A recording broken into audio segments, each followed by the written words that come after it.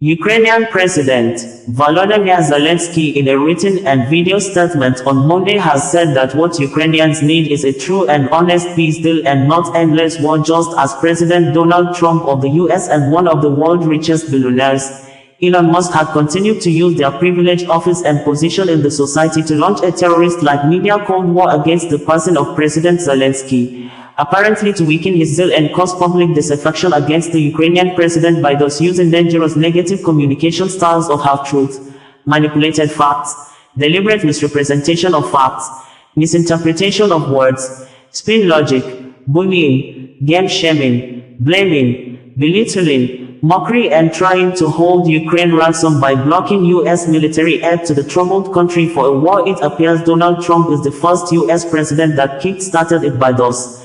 The Trump administration first approved the sale of Javelin anti-tank missiles to Ukraine in December 2017, after civil unrest ensued in Ukraine in 2014 with a protest codenamed Revolution of Dignity, which ousted and forced into exile in Russia the then pro-Russia President Viktor Fedorovych Yanukovych on February 22, 2014, just a day after President Vladimir Putin mobilized troops and invaded Ukraine, succeeded in taking over Ukraine's territorial land of Crimea, an action the then U.S. President Barack Obama retaliated by only placing sanctions on Russia assets for violating the constitutional rights of Ukraine. The 2017 action of Donald Trump was a step that former President Barack Obama never took, which Trump allies pointed to be a sign of Trump's toughness on Russia and good for U.S. business, which, given Ukraine lethal weapons, had been a red line for Obama, who feared that it could cause Russia to escalate conflict, which President Vladimir Putin-led Russia actually did. And Ukraine has been fighting Russian soldiers and Russia-backed armed separatists in its eastern provinces since 2014, shortly after Russia illegally occupied and annexed Crimea, in a war that has claimed approximately 13,000 lives and displaced 1.5 million people, according to the Ukrainian government before Volodymyr Zelenskyy became Ukrainian president in May 20, 2019 on the platform of Servant of the People political party, and before Zelenskyy became president.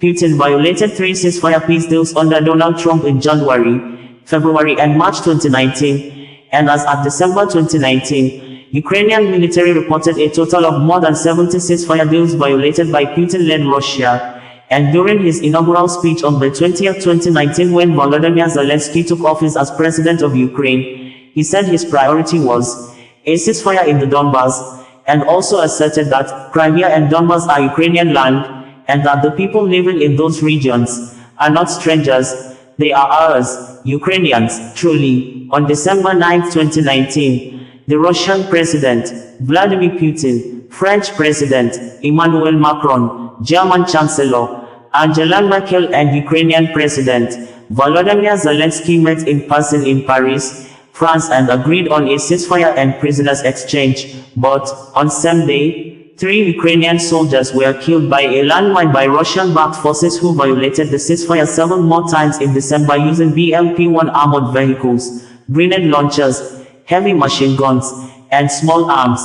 This Ukrainian military recorded additional 47 ceasefire peace deals violations in 2020, more than 180 ceasefire peace deals violations in 2021 until February 24, 2022. President Vladimir Putin declared full-scale war on Ukraine, describing U.S. government, previous and present he referred to as Washington during his war declaration nationwide address, as an empire of liars. The then U.S. President Barack Obama said on March 17, 2014 at the White House press briefing room that, as I told President Putin yesterday, the referendum in Crimea was a clear violation of Ukrainian constitutions and international law, and it will not be recognized by the international community.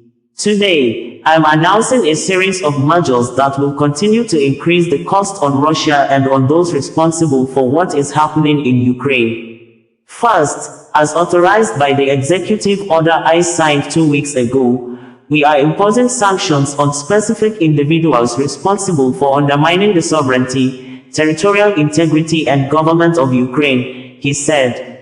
Second, I have signed a new executive order that expands the scope of our sanctions. Third, we are continuing our close consultations with our European partners, who today in Brussels moved ahead with their own sanctions against Russia. Fourth, will continue to make clear to Russia that further provocations will achieve nothing except to further isolate Russia and diminish its place in the world.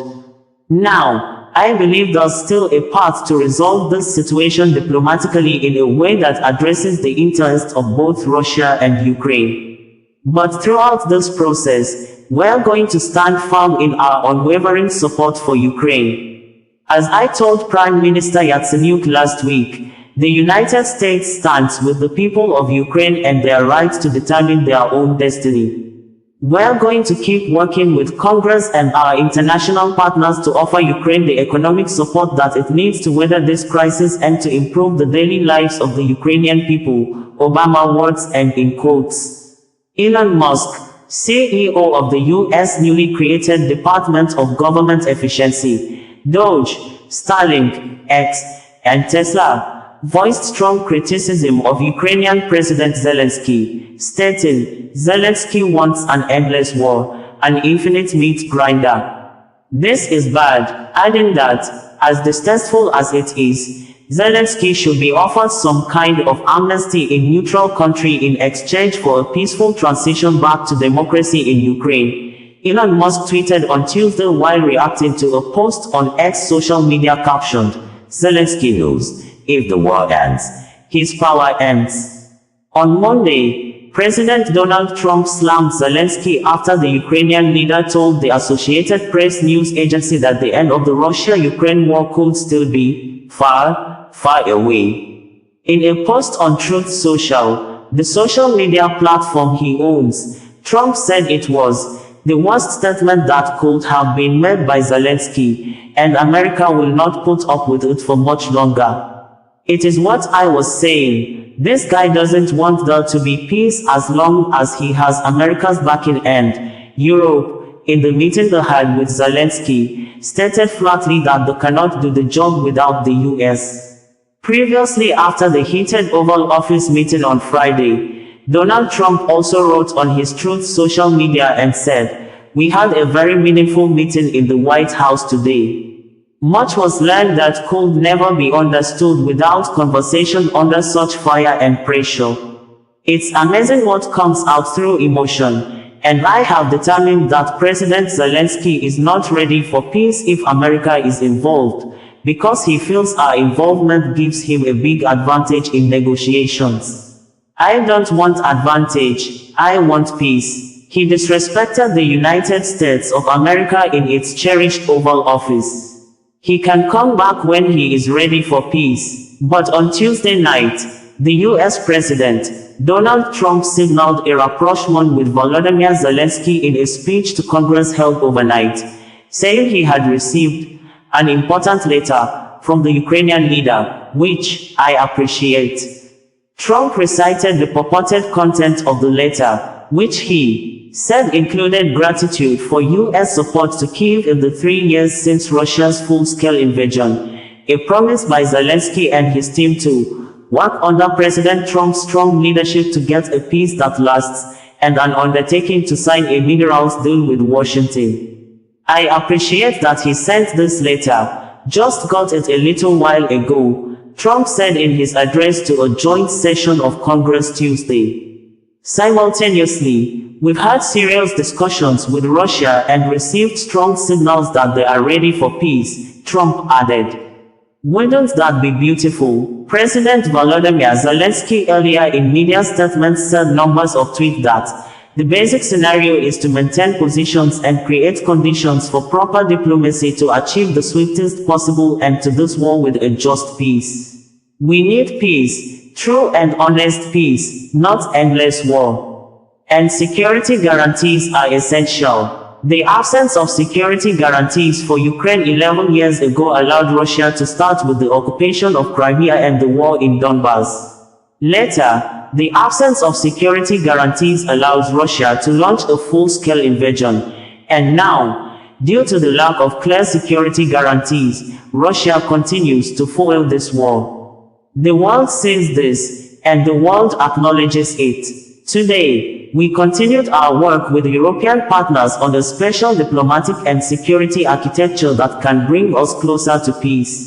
I had a productive conversation with our Baltic friends, President of Lithuania, Gitanas Nausėda, President of Latvia, Edgars Rinkēvičs, and Prime Minister of Estonia, Kristen Michel. I informed them about yesterday's summit in London. Together, we must prepare a plan of actions that will bring us closer to real security guarantees. There are concrete initiatives, and we will work on them. For us, unity with all partners is crucial to end the war as soon as possible and ensure a reliable and lasting peace. Ukraine, Europe, the United States, only together can we restore security for all our people, and this is really possible. I am grateful for the support and the decision on new defense packages that will help save the lives of our people.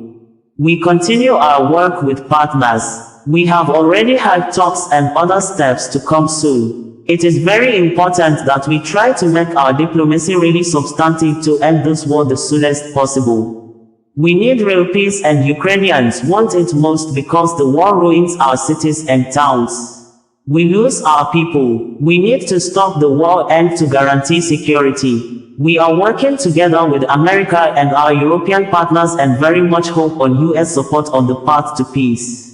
Peace is needed as soon as possible. We had reported that President Donald Trump of the United States, US may be trying to cause unnecessary confusion to the traditional way of war settlements which dates back to the end of World War I in 1918 and World War II in 1945, when Germany, considered as the aggressor, was meant to pay damages or reparation or the costs incurred by the US, Britain, France and the Soviet Union, which comprises Russia, Ukraine and 13 other republics, when Germany on August 1, 1914 mobilized troops from Berlin to support the defunct Austria-Hungary country, which included German-speaking Austrians, Magyars, Slavs, and Italians, after the Austria-Hungary declared war on Serbia on June 28, 1914 following the bombing and shooting to death the Archduke Franz Ferdinand, the heir to Austro-Hungarian throne, and his wife, Sophie, the Duchess of Hohenberg, by a suspected group of extremists from Serbia that wanted to increase Serbian power in the Balkans by breaking up the Austro-Hungarian Empire,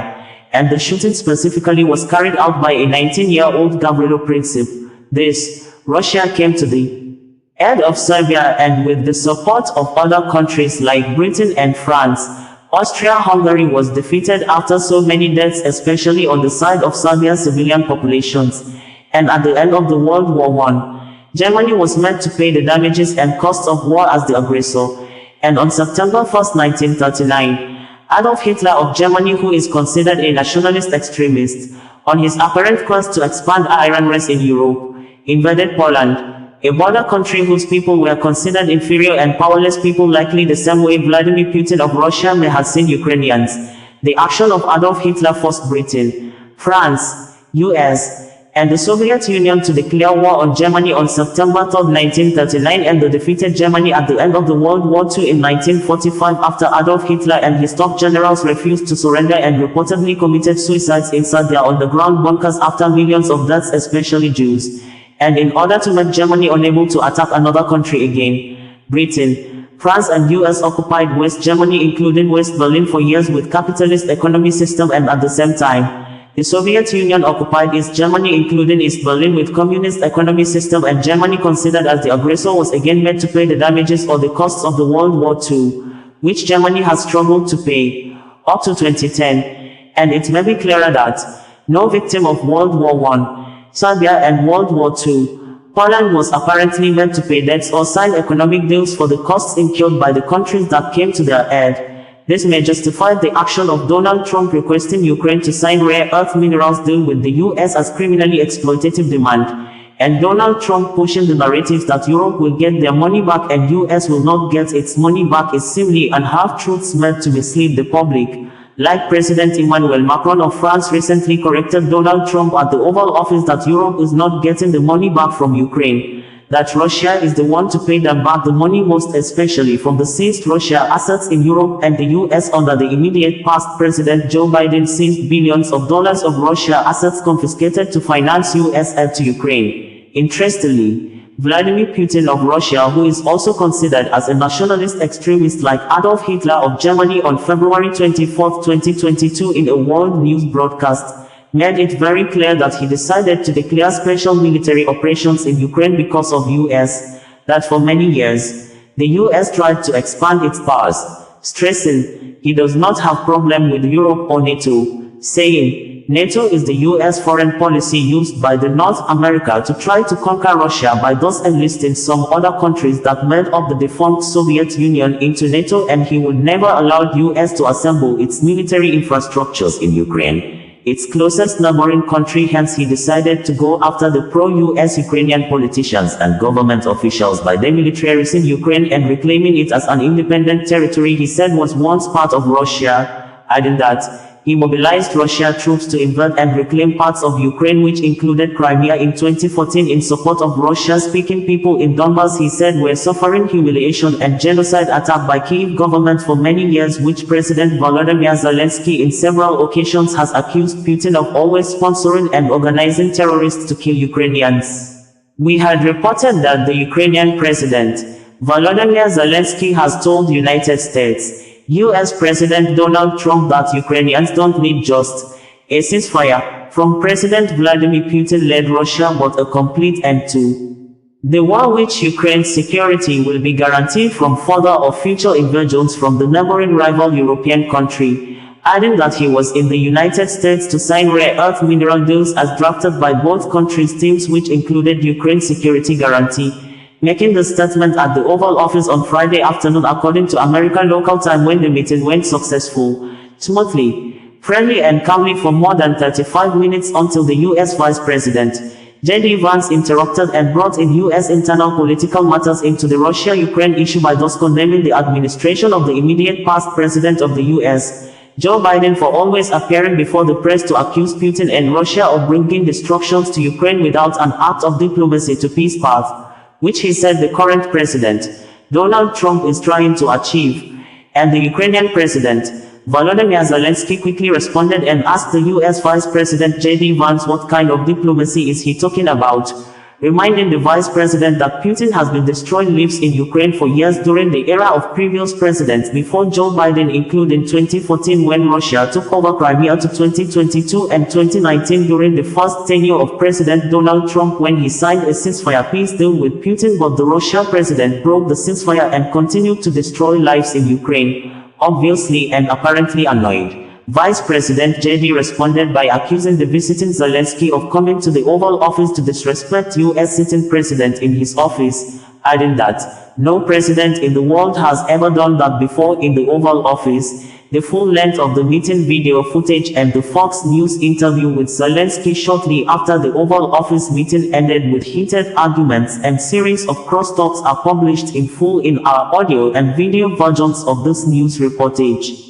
We had reported that contrary to media speculations that the embattled Ukraine has reached an agreement with the United States, US-led President Donald Trump on the rare earth minerals deal required as exchange or economic benefits for the US to continue to assist the war-torn Ukraine with military aid against ongoing President Vladimir Putin-led Russian military destructions and bring peace to the country. The Ukrainian President, Volodymyr Zelenskyy, in a video press release on Wednesday night debunked the speculations, saying, the US and the Ukrainian teams have been working together in preparation for the negotiations on the terms of the economic deal this coming Friday in the US, signaling, no agreement has been reached yet.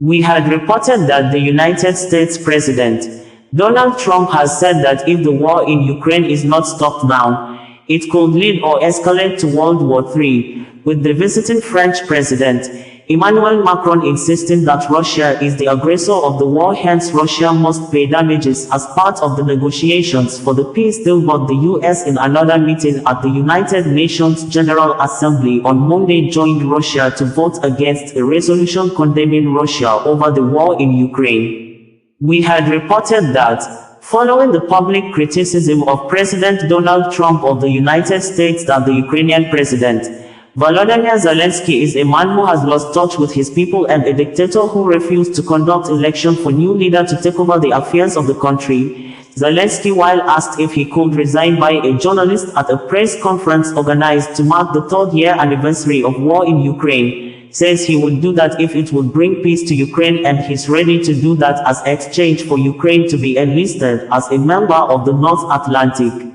Treaty Organization, NATO. We had earlier reported that despite the medical condition that he's under the high flow of oxygen in the hospital over double pneumonia, Pope Francis on Sunday, on the eve of the third year anniversary of the war in Ukraine launched by President Vladimir Putin-led Russian government, called on everyone in the world to remember victims of the war in Ukraine, describing the war which started on February 24, 2022 as painful, shameful for all humanity.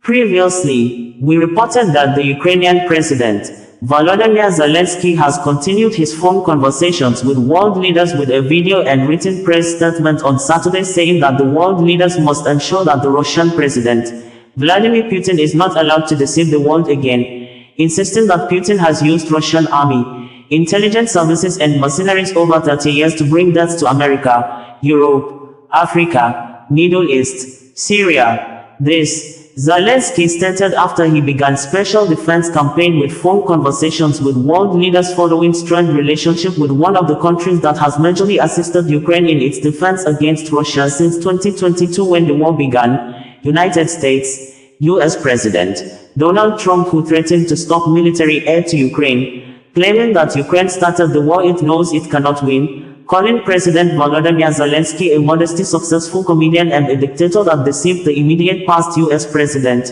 Joe Biden, to commit over $350 billion of U.S. taxpayers' money on a war the North America country will not get any profit in return, with the Ukrainian president accusing Donald Trump of disinformation and saying that Putin-led Russia has intensified attacks and launched massive bomb destructions on Ukraine cities and villages during the week of Donald Trump's outburst. Talkish negotiations, because I am the president, I'm the negotiator, and in Russia he's negotiator, Putin, and in the United States Trump, before him Biden. So I never in Turkey met with Putin, and I never negotiated. Some people came the first day of occupation. Some people from Ukraine, they came with some pieces of paper, and they gave me the ultimatum from Putin. They said that we are negotiators. They are in the middle between Russia and Ukraine. I said, what do you want? They said that was the same list, something changed in Turkey. I will tell you how it was. So they showed me that I have go out, they will change me to pro-Russian Medvedchuk. They will be. So I'm not the president that first, but for me it's not the problem. Our people will vote. This is not the goal.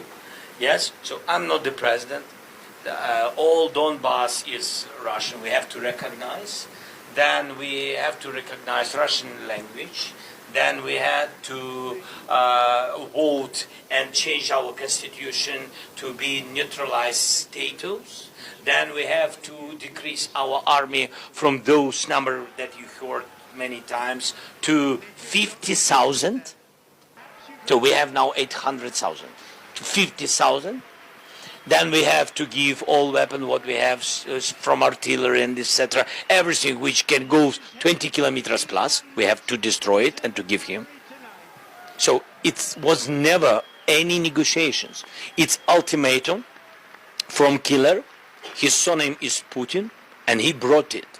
Then, when these people have been fucked off by me in my office, yes, and these people, because they are just separatists and that's all, without any status.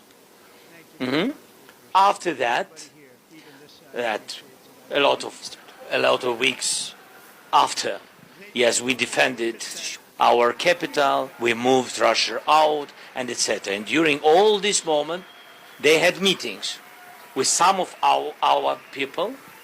They, first of all, Belarus wanted to organize, to negotiate something, but they brought again ultimatum, again. Then they, in Turkey, they wanted to organize, and President Erdogan asked me, please, they have to sit and to speak. I said, okay, if you want, they will speak. They came And again, he brought ultimatum.